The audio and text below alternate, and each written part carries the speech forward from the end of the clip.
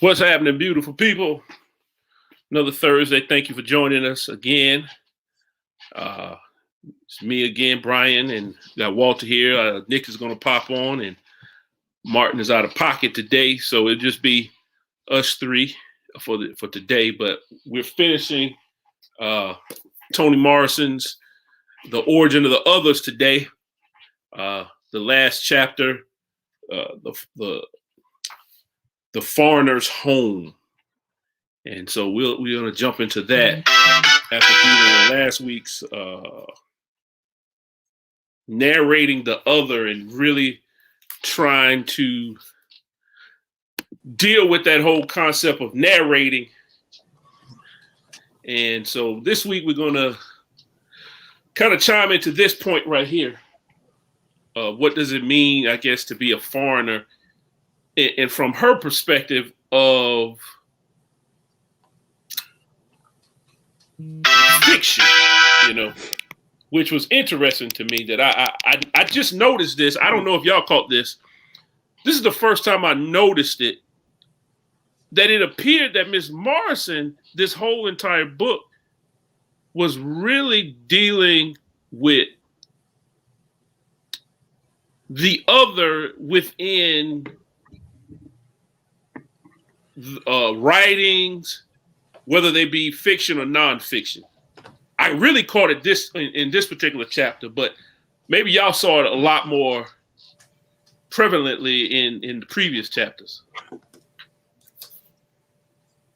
Because she starts, especially on the one when she was talking about the last character where he walks up to the young boy and hugs the young boy and he said, "We've been waiting on you."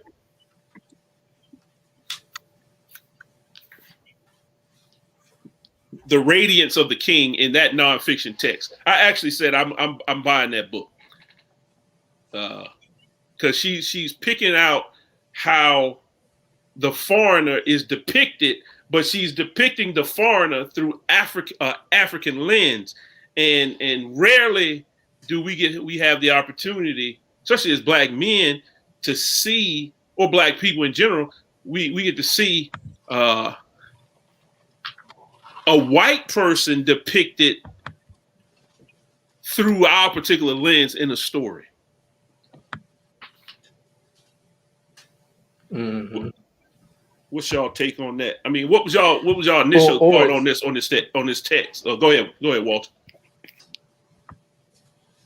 No, I was gonna say, or it's depicted almost cartoonishly. I can't remember the name of the movie, but there was a movie with John Travolta in it and Harry Belafonte, and it was supposed to be kind of like the Black people treating white people the way Black people have been treated by white people. But it was so cartoonishly done, it was so poorly done that it didn't make a whole bunch of sense. But backing up and just talking, what struck me was the title of the other as a foreigner, and the whole thought of, we're all, except for people who are indigenous to this country, again, being me falling into the trap of being stuck in Americanism. You took it with the African character, being stuck in this idea of America as kind of the center of the world. The whole idea of all of us here being foreigners. All of us are the others, except for, again, the indigenous people who were here prior to everyone else arriving. And what does that mean? What does that look like? Particularly when you look in terms of globalism and globalization. I thought she made some great points. Right there. I don't know if you want me to go ahead and go in those, or go ahead. Let me ask you this point though. I was listening to this Native American brother talk one day, and he says, "I hate when people call me indigenous." He says, because if I'm from Germany, would I be indigenous in Germany? If I was German and I lived in Germany, would you call me indigenous? That was the first time I heard that. And he says, I would, because that person would be indigenous. That would be where they are originating from. That's simply what indigenous means. I would think he would not want to be called Native American because he's not. It wasn't America when his people came. That's what I would think he would have more problem with that than indigenous. Well, I But think I mean, think that's your just point me. is made, but I think that is part of what Miss Morrison is doing in this work is trying to say, what is the foreigner's home? Oh, where is it? What is it? What does it mean for one to claim a space when they are dispossessed? But go ahead with what you were getting ready to say. I just wanted to ask that Well, question. see, now I'm not coming from the dispossessed. I'm coming from the I agree. dispossessor. I The agree. I know. colonizer and her whole take on the globalization, this whole idea that the dichotomy, the paradox that turns into hypocrisy when we talk about globalization now today, for one political party, globalization in one world is bad. We don't want globalization now. But when they were colonizing, white folks were colonizing, and even at the height of American power, I guess at the end of World War II, globalization and this whole idea of spreading democracy across the world was the goal. See, but now that democracy means more than just power, political power for white men, now globalization is bad. We're not spreading, we don't want to spread true democracy to the whole world. We don't want that kind of globalization. The globalization we want is the kind of globalization where I am not the foreigner anywhere that I go. Everywhere that I go, whoever's already there is the other. And even though I'm the foreigner, I'm not the foreigner because I'm about to take this and make it what I need it to be in order for my economy, my culture, my whatever to thrive. But wouldn't that be pretty much considered American westernization in the mindset? Oh, definitely. That is Americanism at its finest. I think that is one of the things. I believe that's one of the things that we are known for. We're greedy, inconsiderate. Because once you get outside of North America, and when I say North America, I'm really talking about Canada as well, and in that aspect, the Americas, let's say it like that. We're not really. Folks don't really like us, right? You know, it's not the only people that like Americans are Americans. They like the economic stuff. You know, we'll use your economy and we'll use your ability to transport things from A to B. But we don't like you because we're nasty. And hear Tim Scott say, you know, there is no racist in America. But you see how that all that stuff comes into play as if America does no wrong. The foreigner then comes in and says, this is, you know, my space. Is there a home? Is my home really my home? You know, to even simplify it even more, you know, Bell Hooks wrote this thing called the home space. I think that was the title of it. And she wrote this years ago. And I remember reading this other piece about how when Mother Emanuel happened, kind of this foreigner being welcomed into a place that, and they tried to love on him and give him, you know, this kind of welcoming to the space, and look what happened. And so the whole point was, I'm in my home, and we welcome you into our home. And what do? You assassinate and murder us. So then, is there any space, any place where Black life is safe, or is there any space where Black life can really consider itself home? Even in Africa, in Mother Africa, where Miss Morrison was really talking about, hey, look what they're doing in Africa. They're stripping Africa of its riches, and then having the kind of the audacity to kind of promulgate it as being impoverished. Right. and when I was reading that, I just could not stop thinking about all of the negative depictions of Africa. It's always the commercial of, you can feed a child for 49 cents a day, or, the issues and the diseases, but they never broadcast or televise the true riches that Africa holds and how important Africa is to itself, but because of our westernized mindset of always having to be in control and wanting to control everything, as you say, Brian, of the stripping and the taking of and trying to claim things that are not ours or the outsider. And so we do a lot of, well, I mean, as my great aunt would say, I just call a spade a spade. We just a bully. Oh yeah, indeed. Well, that's the problem. America doesn't want you to call a spade, and I'm generalizing when I say America, because and I laugh at that because I generalize, and we're generalizing America, but our generalization is done with humor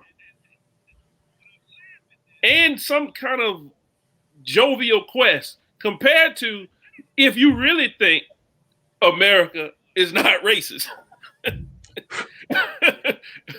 Hold on, before you say so, let me show you, if y'all didn't see this. Toni says, "Good evening. We know who she is."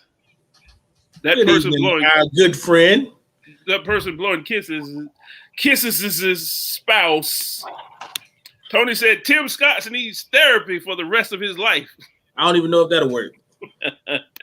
Then she said, Tim Scott can't even recognize he's being used. He is a loner in Washington, D.C., and he is not invited to the cookout. Oh, his cookout card been taken. So it is one of these things that I can't even put words on it. I mean, it's funny because Miss Morrison was using an interesting story. The last one, the other ones were all right, but that last story, when she said how the man got lost, he didn't know what else to do. So what did he do? He used his two most powerful tools: the fact that he was a man and the fact that he was white. Yep. Man, that just caught my attention. Because let's be honest, when I was reading it, I had to actually go look up who the author was. And I said, is this a black woman, a black man? Or what? Because I've never read the text. So what was the text about? And when I read some more about the text, that's when I found out it was about, it was written from through an African lens, with this white European man as kind of the character that they were aiming at, and for lack of a better word, making fun of. To say this is what happens with white patriarchy. But I think that's what we as Black Americans have been and still are trying to say continually as we migrate through this ill space that dehumanizes us every day. Just reading that, you know, I mean, it's the climate of the day, but you know, just seeing all that's going on just right now, like that's what you think. That's what I think about. You know, just that white male or that white flesh, just thinking that it's superior and is above and beyond the rules and regulations of what everybody else is governed upon, and thinking that they can do and say and move about the way they want to. You know, that's what we live under. That's America too, in general. You know, we right. Well, I think for me, it's more, and what kind of stung I was going to say a little bit, but a lot, is the effect that all of that has. It's making me a foreigner. If I go back, I don't know, but if I was able to trace where my ancestors are from, and you know, I often joke and say I'm from Ghana or whatever. But if I actually am from there, but if I go back now, I'm a foreigner. Like they will look at Africans, Ghanans will look at me and say, "You're colored," or "You're black," or you know, they will know that I am not African as the way they understand African. That separation, that foreignness, that otherness, that white supremacy has put on us, and we experience it here, also keeps us from our true homeland in that way. Now, I believe some of that has started to change from what I'm hearing from some folks who have been able to go back and make some connections and so forth. But overall, in general, and she talks about this in this chapter about her experience in the church with the foreign mission office offering that all familiar with. The foreign mission offering, the smallest plate, and you put your dime and your nickel in there because we have this connection. We know that we're connected to these people, but we're not really connected to these people. They need our help, but you know, they're still Africans, and there was a bad. It was a paradox that she plays out so much better than. And I was trying to find some of the things I underlined, but let me ask you something. Is that not the same? Let me ask this question first. Martin says this. Martin's in the NY. Is there therapy for cognitive dissonance? And he's responding to Tony's question about he's not invited to the cookout. Is there therapy for cognitive dissonance? Yeah, it's called Take 'Em Out Back. but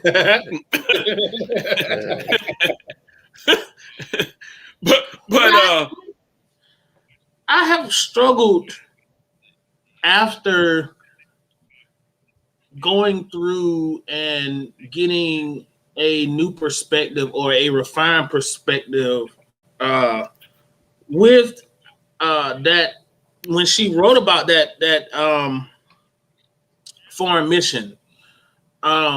It's almost as if we tried to play the rescue help and not really build relationship.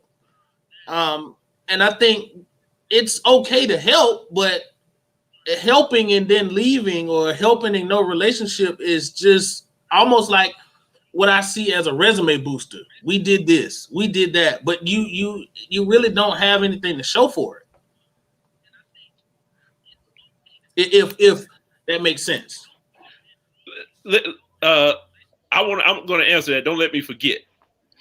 That is so like the experience of Maya Angelou in All God's Children Need Traveling Shoes. And this is Reverend Diana responding to Tim Scott's bilateral response of stupidity.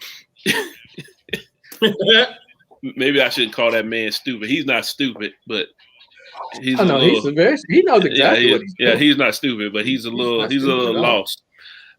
But to your point now, Nick, let me pose a question to you.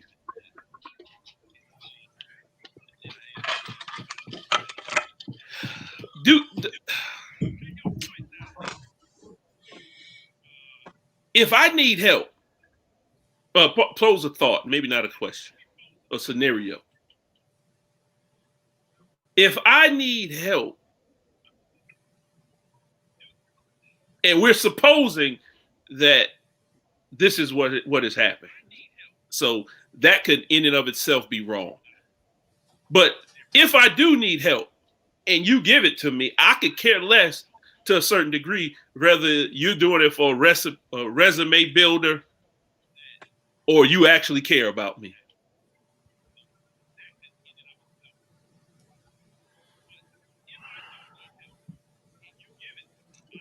Like if I say, Nick, I need $1,000. Do you really think I care whether you're trying to build your resume or you really care about me so long as you give me the $1,000? But that I don't know if those situations are parallel though. But why? But that's exactly what Booker T. Washington was arguing, that man, it don't matter how we get it, we just need it. And we're going to put it to use, and it's going to better our people.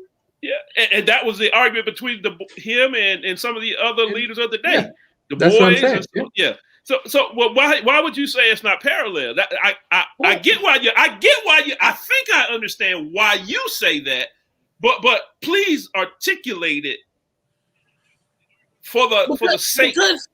Because for you, I wonder why. Well, I wonder why or what I can do to stop you from getting in that situation to needing $1,000 again. Oh, now see, that is something totally different. Right. Yeah. That's different. That's my different perspective. Yeah, that's different from your initial comment. Yeah, that's different from the initial comment, because now we're talking about infrastructure and systems. Right. But when you're talking about individually given to me in my time of need, I could give 2 holy farts, whether you like me or don't like me. My thing is and maybe I should have rephrased the comment, but that's what I'm looking for. It's like, okay, if we continually have to do these things, we're not setting up infrastructure or not setting up ways in which you don't have to. It's almost that thing of you give a man a fish, he'll eat for a day. But if you teach a man to fish, he'll eat for a lifetime. And so when we can initially support you, but we want to develop this infrastructure so that from what America says it does when we go to war in Iraq and Afghanistan, we're trying to set up this infrastructure for them to support themselves. But that's not really what's happening. But here's the problem. You can teach me to fish, but what happens when there are no ponds around me? Right. Where I'm getting my pole from. Because I think that's where that's the base. That's like you think about North Main now, right now. North Main right now. There are no grocery stores. It's a food desert. They have $2 trees, less than not Dollar Trees, Family Dollars that are less than a mile away from each other's. Mm-hmm. But there are no grocery stores. Pardon me? The Piggly Wiggly closed? Yeah, the Piggly Wiggly. It closed that Piggly Wiggly down. Oh, yeah. I didn't. So wow, the closest you can get to is maybe they closed the Walmart down on Bush River. On Bush River. So there are no grocery stores in that area.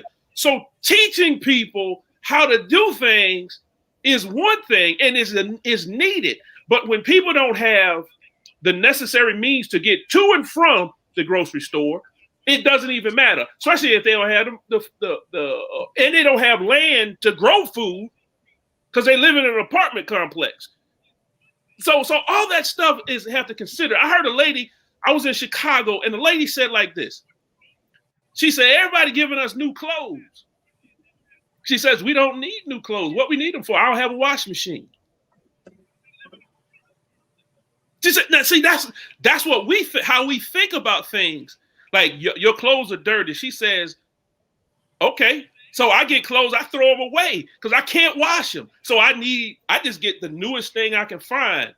You know what I'm saying? Because the perspective, the lens is different.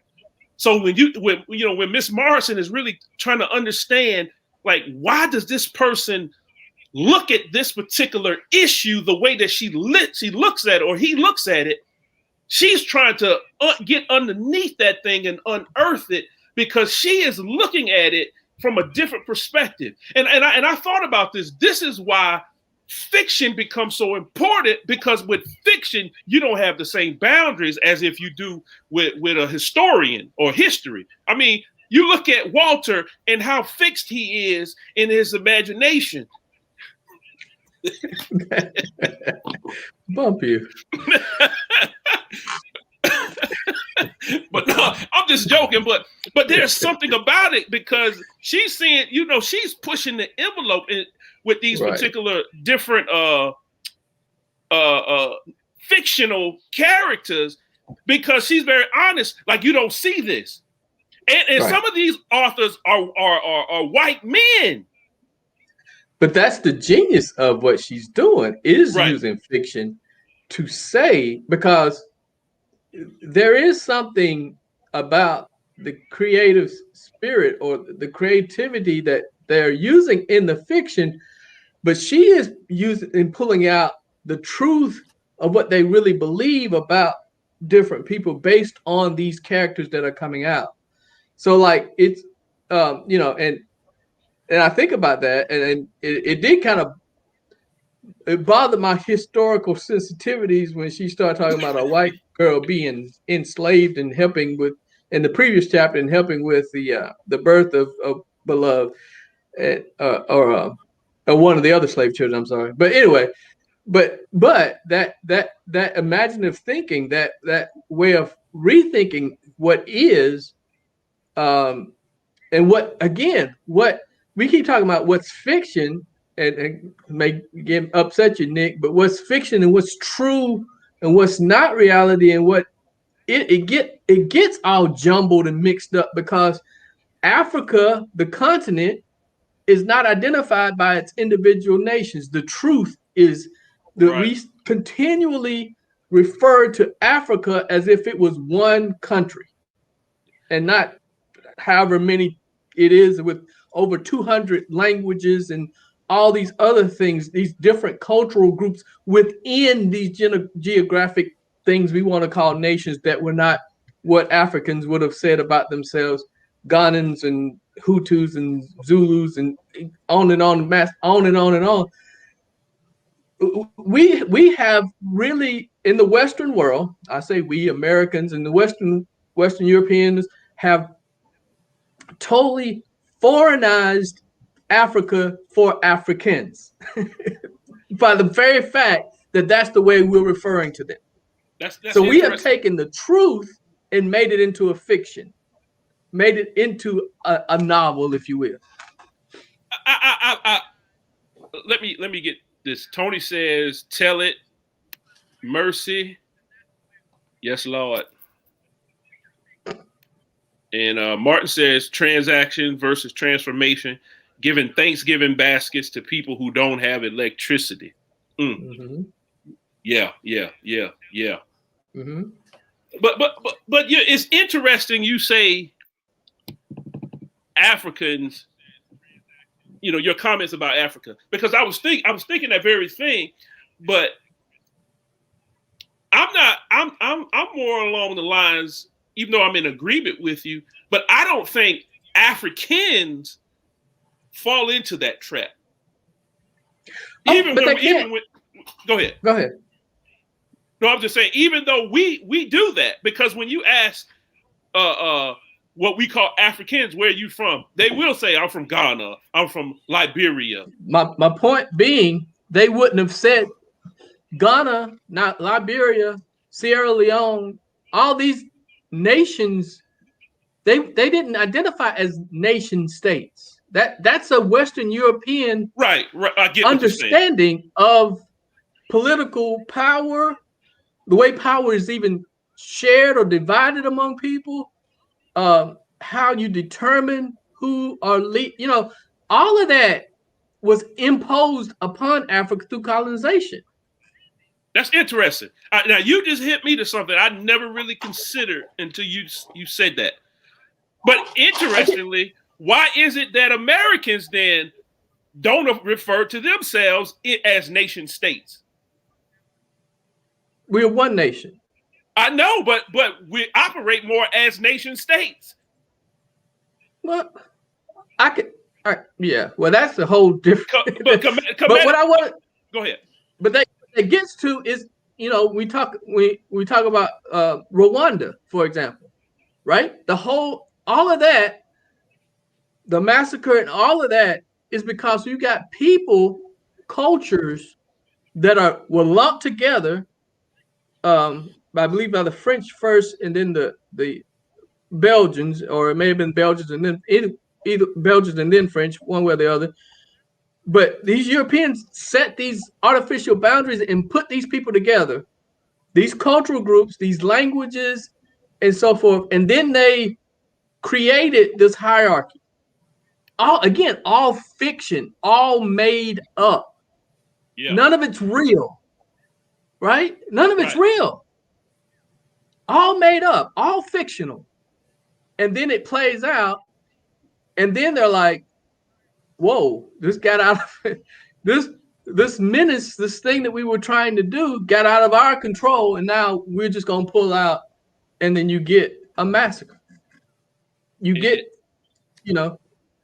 what you get. And then so that's why I know this is maybe off on a tangent somewhat, but the whole black on black crime and black people, and I know we have the arguments about, well, people kill who they're or commit crimes against people that are closest to them and so forth. But I go further than that. I said, if you've told me all along that my skin, my being is worthless, and I see somebody who looks like me, what do I think of them? Right. Yep. You have created this thing, and now you're turning around hypocritically and paradoxically saying to me that I am in the wrong for a fiction that you created that I'm simply acting out. Yeah, that's the movie. Jamie Foxx played Tukey Williams, Redemption, and that's one of the things he says as he became a gang member, and he says, my whole thing was I was trying to take out and kill those whom I thought was worse than I was. Yep, the exact thing. Martin says the ununited states, as Nick says. That is it. Epitomized. So if we're in a land of foreigners, then why is it, from what Ms. Morrison is saying, is it so difficult for globalization to be welcomed in white patriarchy? Because that's what she's getting at.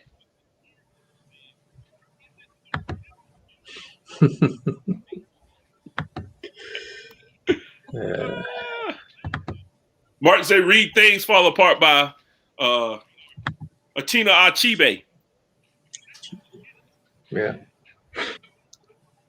That's on my list. I've read bits and pieces of it, but I haven't read the whole thing. Oh, really? Yeah, you got to read that. The whole. Yeah.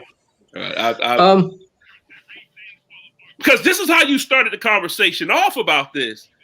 If this is what the deal is, and globalization is a reality that benefits thee all, white patriarchy, and let's be clear about it, older black patriarchy has issues with it. Let's just say patriarchy has issues.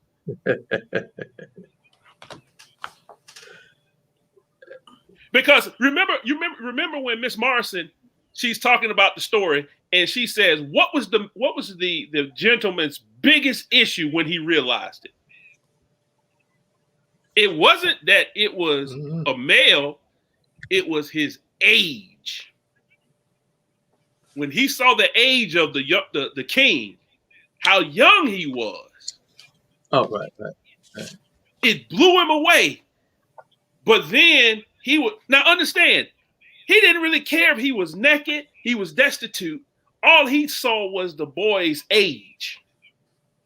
But when the boy said, "We've been waiting on you," it broke him. Now you tell me globalization is exactly what's happening. We're in the midst of a pandemic and going through globalization, and that's what's happening right now. Everything is waiting. Says, look, change is right there saying, I'm waiting on you with open arms. Change is the young boy. That's exactly what's happening. Change is sitting right there as the young king, waiting on us as the naked, destitute white man. So that's, I mean, is you getting what you want and then realizing, hey, no, this isn't what I want. Again, the whole idea initially from the age of exploration up until this, well, I don't know when we started trying to pull back again. I mean, there were isolationists in the colonial times, and again in the world wars, there were people who wanted to pull back, but the overall thrust of America has been to expand or Western civilization period, to basically take over the world, to globalize democratic understanding principles and all this other kind of stuff. At least that's what was said.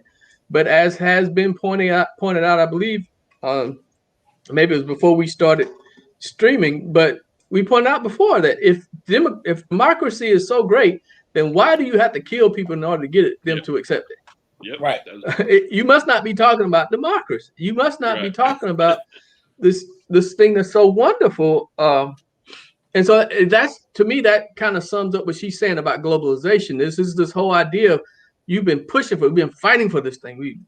This is what our whole being, our whole essence, the manifest destiny, and then, all these things divinely inspired. And then people start actually believing you, hearing these messages and saying, oh, we can do this. We can be we can have self-rule. We can guide our own economies and political. Well, no, wait, that's not what we were saying. We were saying we want to be in control and spread our idea of democracy that keeps you under our control. But as soon as you realize what you are creating, and then it's too late. So. Well, folks, we got to cut this week short a little bit. We got some other engagements going on this week, so we're going to have to cut this one a little short. But we'll see you next week as we move into new text, Dark Water, Voices from Within the Veil, W.E.B. Du Bois. We're going to chop it up with this one starting next week. Get you a copy, join us in. As always, remember, survive, cultivate joy, resist, and stay dope. We'll see you. Thanks for joining. Peace. Peace.